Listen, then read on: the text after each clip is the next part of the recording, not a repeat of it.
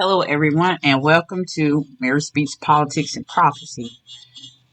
For one, it appears that your person in chief is going to be responsible for one of the highest unemployment rates among federal workers, probably in history, more than likely affecting future unemployment claims. And we're going to see how this affects the economy. Now, furthermore, in our discussion, we have gone from being an enemy within to now enemies to our foreign friends, being enemies to people who have done nothing to us, but because this person got a problem with them, now you got a problem with them.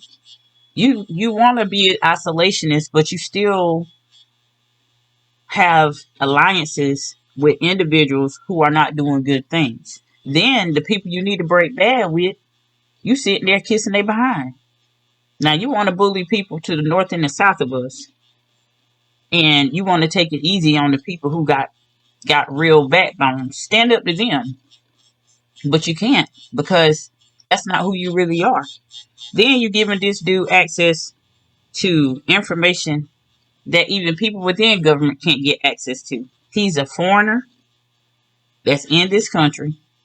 He is not about the American people. He is about his personal gain, both of you. And that's the problem. You all are two of a kind, which is why y'all gonna fall out eventually. Can't two masters be over the same house? You can't serve two masters. The humans can't serve two masters, and two people who want to be the top dog can't be hanging around each other all the time. Watch and see, they gonna fall out. But it's not gonna matter, because the dude's gonna have everything he needs to do everything he wants, and he can leverage that. He probably could sell that information. He probably can put it in a chip. He could give information to the foreign countries and do some data analytics to understand how to communicate directly or indirectly with the American people. He can use it as blackmail.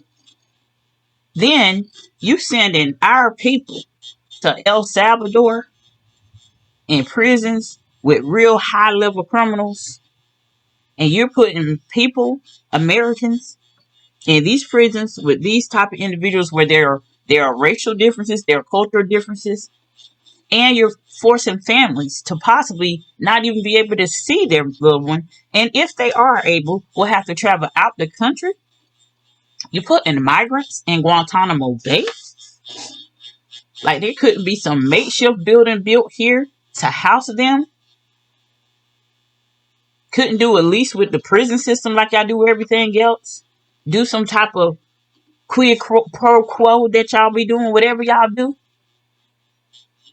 But you sending people to Guantanamo Bay, everything associated with Guantanamo Bay is negative. And I really don't think it don't have anything to do with the migrants more than it has to do with you wanting to send military people down there because the Chinese are probably down there.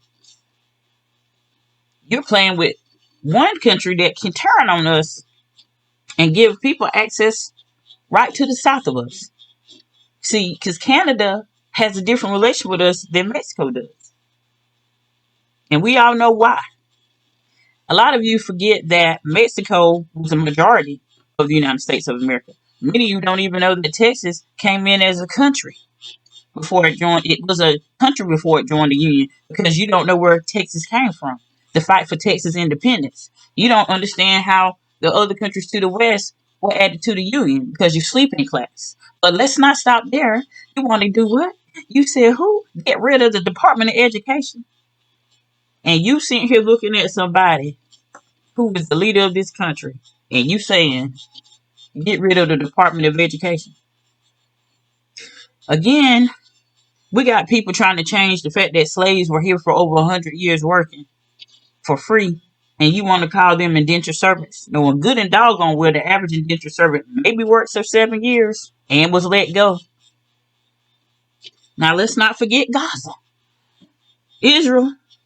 I will support Israel because of who they're connected to. Any Christian know the importance of Israel. But God in the Bible also punished Israel.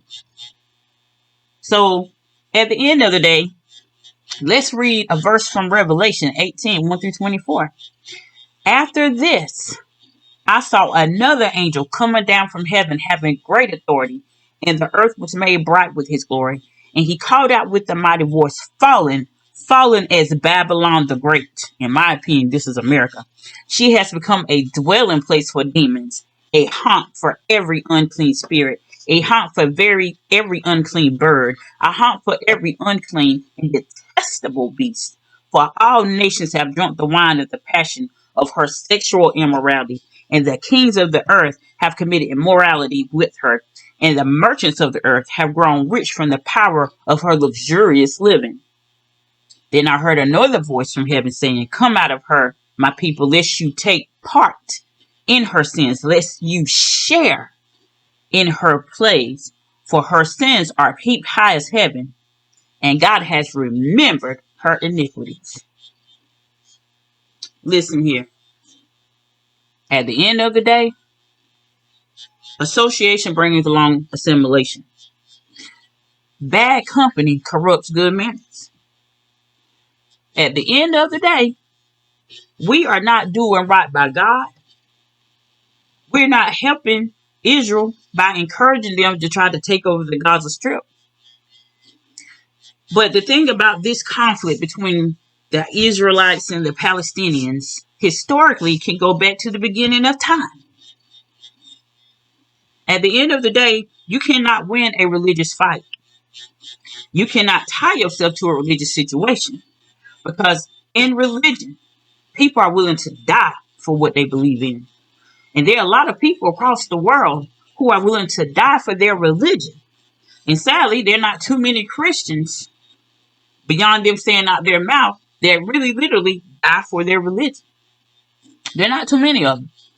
And when I say that, I say not because you haven't said it. If it came down to it, I would die for God.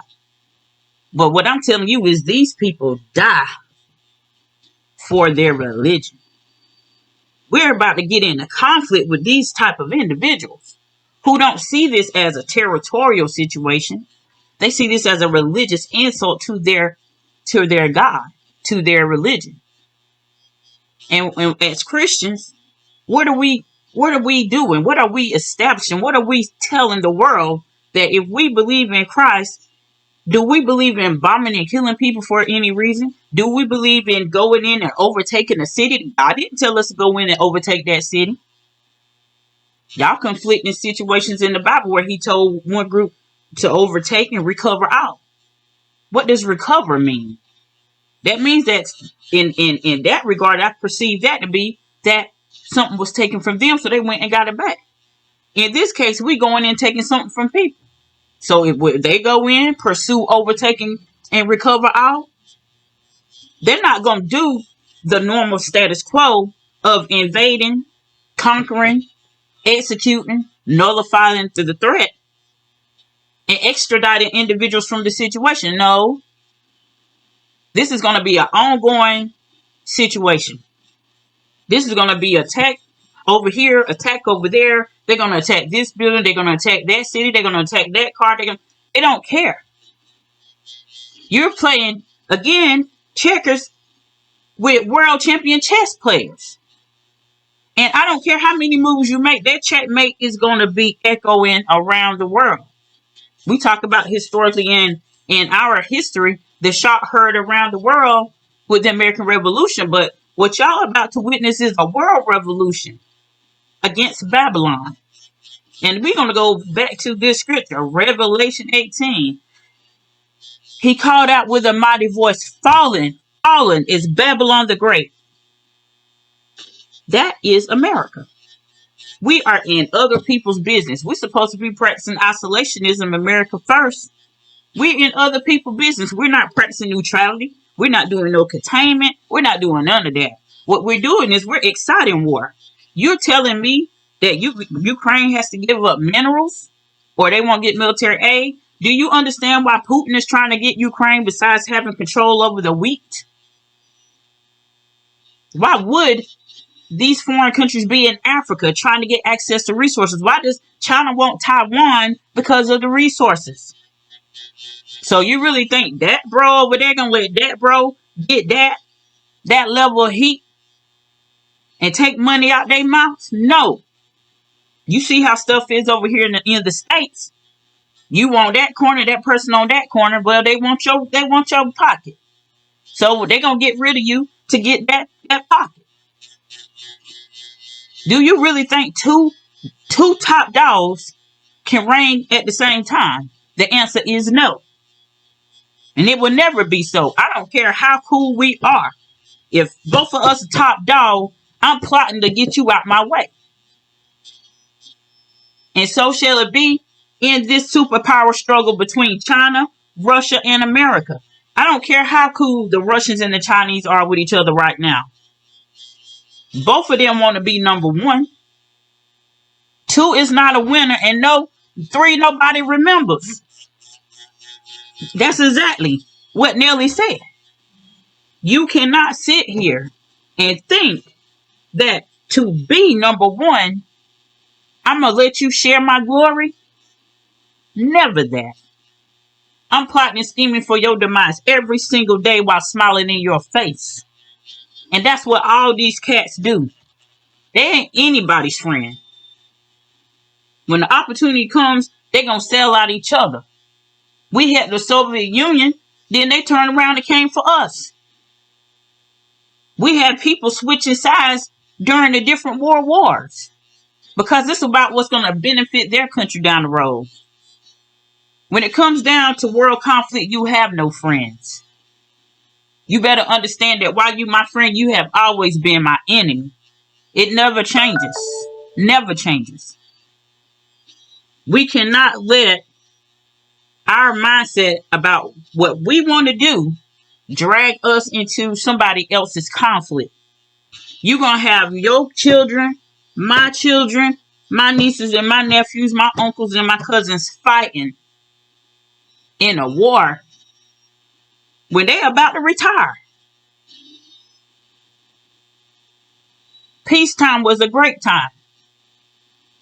You went in stateside, you went and did your tours, you hung around a little bit, you went back in and you went to another branch. But most people getting out, they're not going back in because we're going into conflicts that don't make any sense. Why are we trying to take over the Panama Canal? Why? The Panama Canal been there all this time, and the Chinese been there all that time. You want to know why it's a problem? Because your enemy has been sitting there this whole time, and you fail to understand what an enemy was. Nobody who is in conflict with you to be number one is ever going to be your friend. Never get complacent and complicit when it comes down to strategic movement and staying number one in power. One problem we have, we talk too much. We tell everybody on the news where we're sending our troops. We got this new type of bomb. We got this. We talk too much. The Chinese and the Russians stay tight-lipped. They don't tell you nothing. They are from Missouri, the show you state, and tell you everything after they show you everything. But you're not going to be plotting on them because they're not going to tell you.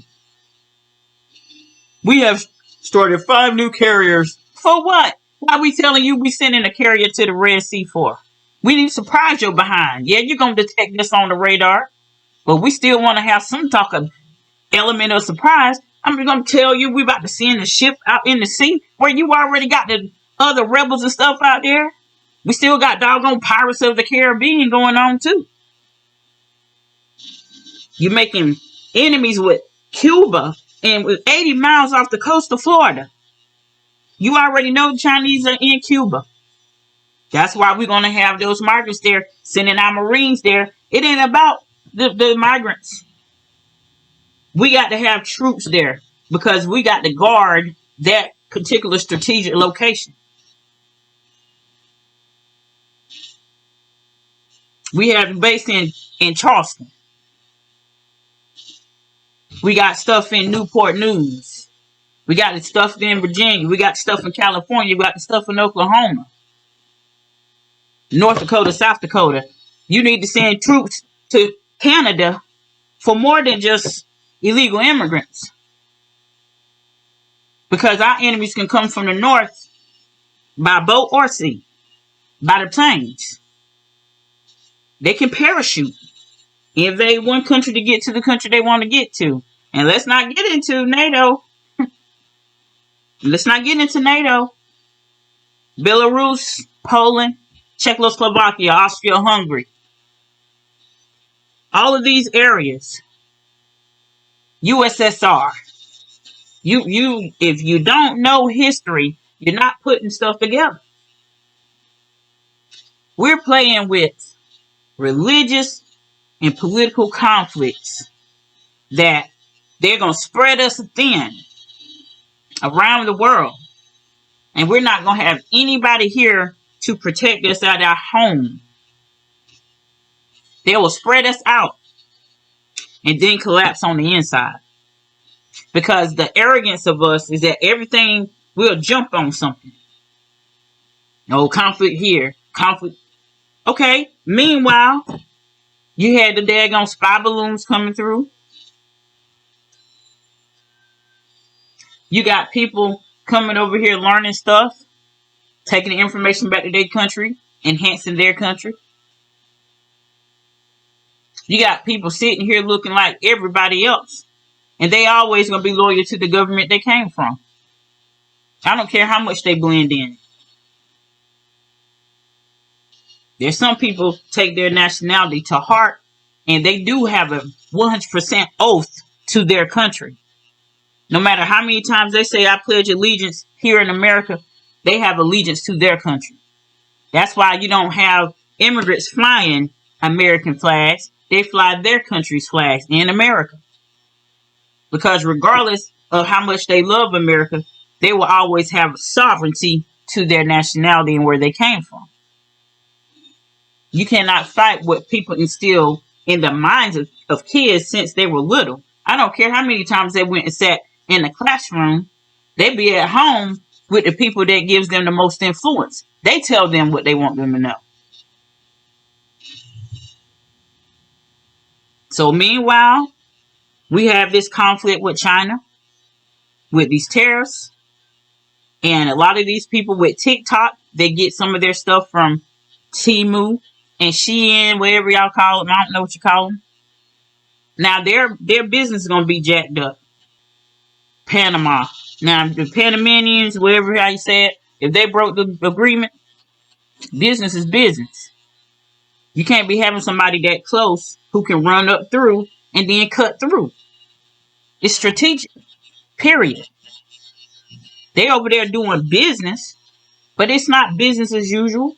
They still probably spying on the country at the same time.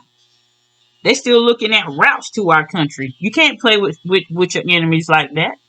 The problem is we do too much business with enemies. Like, I can't be dependent on you and then you plotting against me at the same time. That's not going to work. You need to make your products here in this country, and you need to have no dependency on foreign goods.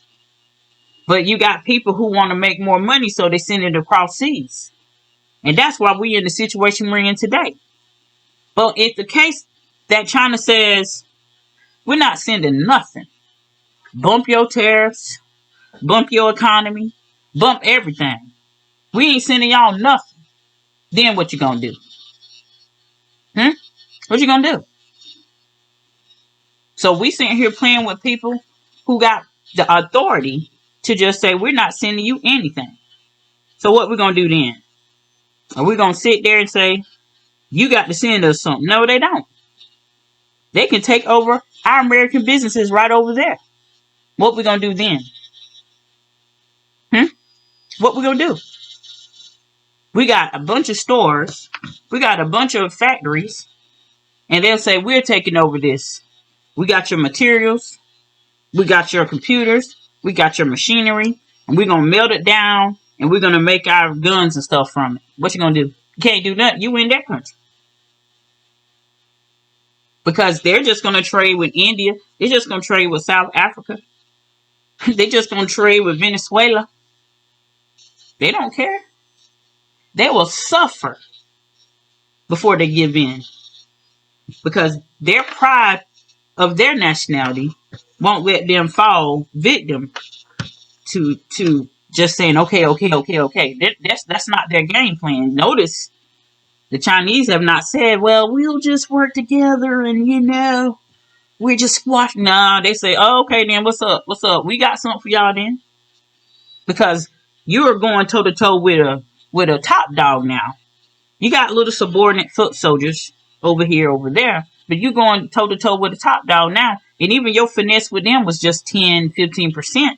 You didn't dare do 25% because you ain't crazy. But it was like, I don't care. They was like 1% too much for us. Like, y'all need our economy. We don't really need y'all. Like, we'll go into a recession, but we good. Y'all build up our middle class, so we good.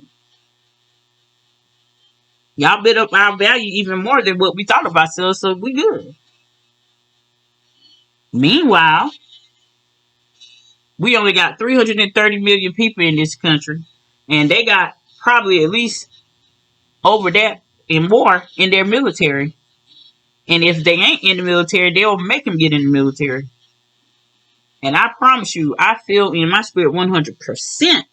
35 years old is nothing. Because they're going to be so many people leaving the military. They're going to change their age from 35 to 45. Because they're going to need people. And then after that don't work, the draft is coming. So y'all better start working out and getting back in shape like we used to be. Because y'all better know the world you live in. And you better know the people you put in office. Because when you thinking everything going to work out in your favor, they don't flip the switch. We got plenty of people upstate that work in the federal government. Been working for the government for over 20 years. And some of them are not quite at the retirement level, but they're being forced out of their positions. And that's jacked up. And it's sad if you did start the work game late, but you wanted to get your life on track and you decide to go in the federal government. You've been working for a government office for 15 to 17 years, and they dismantle your position. Some people didn't go to school for anything else. They went to school for public policy and public management. They went to school for human resources, particularly focusing on political and health, where there was a disproportionate disadvantage for certain people in certain communities, so they focused in. Now, their departments are being dismantled. Then you have other companies around the world that you could work for also doing away with some of these policies. So now you got to go into a new arena. And can we say education? I don't know. That was also my background. I used to be a teacher, but I'm not the type of person to bite my tongue. I don't like people who exercise favoritism. I don't like people who judge people based on their socioeconomic status. So I don't sit there and let one group get over on the other. And I call people to the carpet and to their face. I talk to the top dog, to the lowest dog. I don't give a rat's. But because I'm not going to sit there and kiss anyone's behind for a carrot in my face, I said, y'all have a nice day. I'm still certified, highly certified at that. But at the end of the day, unless God himself send an angel to tell me to go back in there, I ain't going back. Just like De Niro said, I ain't going back. In Heat, he said he won't going back. I ain't going back either. So like I said, y'all sit here and let people play y'all. You're dismantling the Department of Education. You're selling off federal property. You're cutting leases. So if we ever got things back to normal, they don't even have anywhere to go. We got to go through renegotiations. It's very dysfunctional because if this experiment doesn't work, we are screwed from the inside out. If things go left in our climate and weather over here and we experience extreme drought and we can't grow our crops, look at this freeze crap about to come back again. It's almost time for us to drop some seeds in the ground. Can we go and work for our local farmers when the ground is jacked up and the darn little sprouts are already frozen and they're not going to do anything, get stunted in the ground? The darn heat so bad in the sun, burn up the corn? Nah, we ain't sending you nothing. Nothing. What we going to do? And we going to be like, what? Look at all the times we did help you. And they're going to be like, don't mean nothing. You turn your back on us. We can't trust you. And what people don't understand is, if anything, your word is your bond. You break your word, there's nothing to you. We've been standing on business for a long time. Despite our dysfunctionality, we still stood on business helping people. But we have now become self-absorbed, only thinking of ourselves. Sometimes money is a good thing, but I find the love of money, as the Bible says, is a bad thing. And it only brings about evil. Greed only brings about the worst in a person. Money only magnifies what's already in a person. So when you sit here, see all this mess popping off, you're like, dang, we like that? We doing that? Dang, they done shut that down? Dang, you gonna be out of a job too? Look at these teachers. Some of their operations are based on grants. Some of these kids didn't know their children going to school getting in the program based on the grant. I had people in my family used to go around reading the kids, helping them learn because of a grant. Head Start, because of a grant. Your kid got a head start in school. So if they got a sorry teacher who don't want to do their job, it's okay because they had Head Start. And so that sorry teacher doesn't have an impact on your child's learning. And they can get up out their class and go to a teacher who actually cares. But what is the Department of Education? Do we still have that? I don't think so. They trying to get rid of that too. I'm thinking about what's going to happen to the federal funding. What about the different programs for the children with disabilities? The kids who have ESOL, English as a second language. What about people who have Pell Grants, who could go to school? What about the funding from the government for the institutions? See, a lot of this problem is their inability to think something all the way through down the road. Like, you're trying to fire everybody in the CIA when you think that it takes 1 year to learn the field. No, it takes longer than that to learn that field. You trying to strip everybody out the CIA, and you got all these trained spies. You got all these people who've been trained in different types of psychological, physical, cerebral, understand somebody else's culture, foreign languages, speaking 4 and 5 languages so they can communicate with all these people. Dropping this off, tagging that, spying on you, getting your codes, encrypting your messages, and you trying to get rid of them and put in who? Amateurs? Amateurs who can't even detect somebody's casing and scoping down the road, and you trying to scope somebody from another country and you don't even know nothing about your own? How you gonna replace seasoned CIA officers who stop terrorist attacks, who give us information and let us know what's going on around us so we can defend our nation? You can't train that many people to replace those CIA agents. FBI training, Quantico. You cannot retrain those people who train the people. You putting amateurs in who gonna make a sloppy job and they can be bought off. Because that's all about to happen. You're gonna have a bunch of sellouts infiltrating the government. Sitting here minding our business and we trying to figure out why certain stuff all over the news. Because you done fired CIA and FBI agents, forensics, accounting, forensics, telecommunications, seasoned snipers with the Secret Service. They know all about the scope analysis and everything from ranges and feet calculations, scope you, snap you a mile away, and you're going to get rid of them.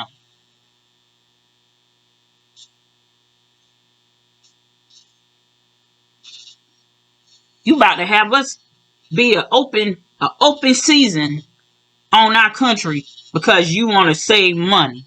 Ain't no money worth the information in a person who been working in the government for over 30 years, training somebody else.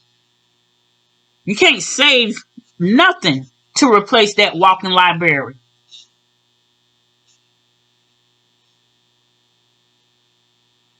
You're trying to centralize power and centralize the money. put money in a wealth fund, and if you make the wrong trade, that money gone. The dollar crash, that money gone. Because you're not going to diversify the portfolio. You're focused on crypto.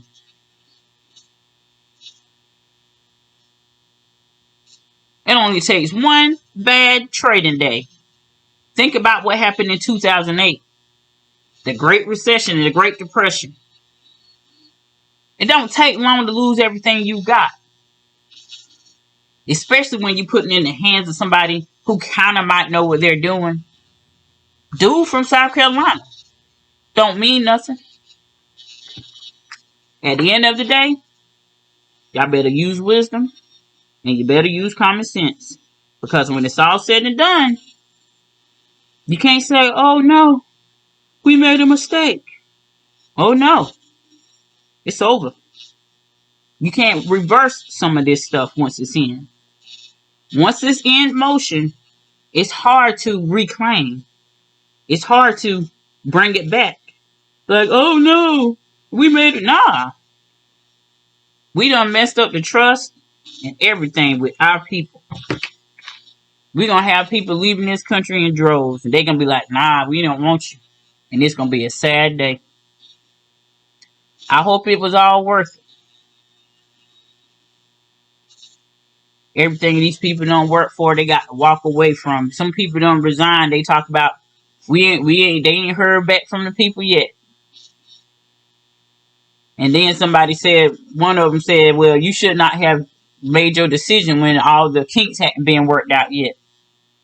Well, I rescind my resignation then. I rescind my resignation. No. I rescind. Your Honor, do I have permission to treat the witness as a hostile witness? I said rescind my resignation. They can be like, nah, we got documentation that you sent it. Like, that's a wrap for you. You done walked away from a job that may not get you the money, but you might not get that money anyway if it's tied up with the Treasury. Wonder why? What you need with people's social security numbers? You can look at a document to see where the waste is. You don't need to have access to the money. That money has been appropriated before the Treasury can send it out. Hence, the Treasury couldn't send it out. But this isn't about what's making money and what's making us lose money. No. This is about having access to all our information to probably put it in a chip. And this is probably going to begin the mark of the beast system, where if you don't have that chip, you can't get your money. You can't buy no groceries. You can't get no gas. And you're going to have to live off the fat of the land. And then you might have to do horse and carriage. Or learn to ride a deer or something. But it's going to be tough.